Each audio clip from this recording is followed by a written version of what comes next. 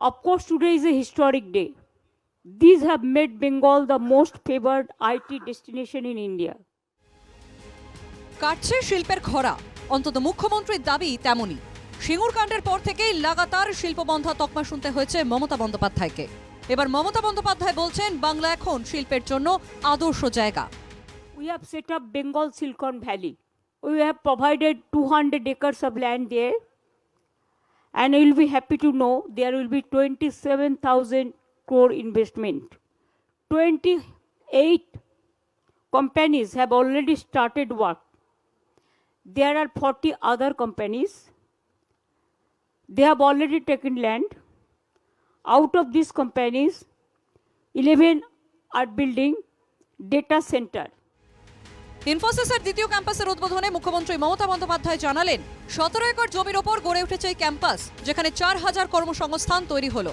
মুখ্যমন্ত্রীর আশা ইনফোসিস শিল্পায়ন দেখে অন্যরাও বাংলায় আসার জন্য উৎসাহ পাবে। মুখ্যমন্ত্রীর বার্তা, ফেব্রুয়ারিতে বিশ্ব বাণিজ্য সম্মেলনে আসুন, দেখুন বাংলার শিল্প পরিবেশ।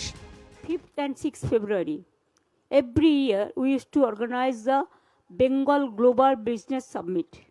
May I invite you and your friends and your colleagues, please do come and enjoy the Bengal Business Summit, and you will see it is just like a industry heaven. উদ্বোধনী অনুষ্ঠানে হঠাৎ মমতার মুখে শোনা যায় ক্যানিং পূর্বের বিধায়ক শওকত মোল্লার কথা। খানিক নির্দেশের সুরেই বলেন, ওরা যাতে সমস্ত রকম সহযোগিতা পায় তা আমাদের দেখতে হবে। I have with me Mr. Shaukat Molla also. I have a request.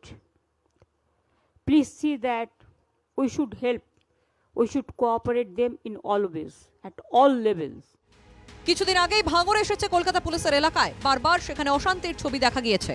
রয়েছে শওকত মোল্লা ও আরাবুল ইসলামের গোষ্ঠী কোন্দলের অভিযোগও। এমত অবস্থায় ইনফোসিসের মঞ্চে শওকত মোল্লাকে শান্তি রক্ষার দায়িত্ব দিলেন মুখ্যমন্ত্রী। Bureau report, NKTV Bangla.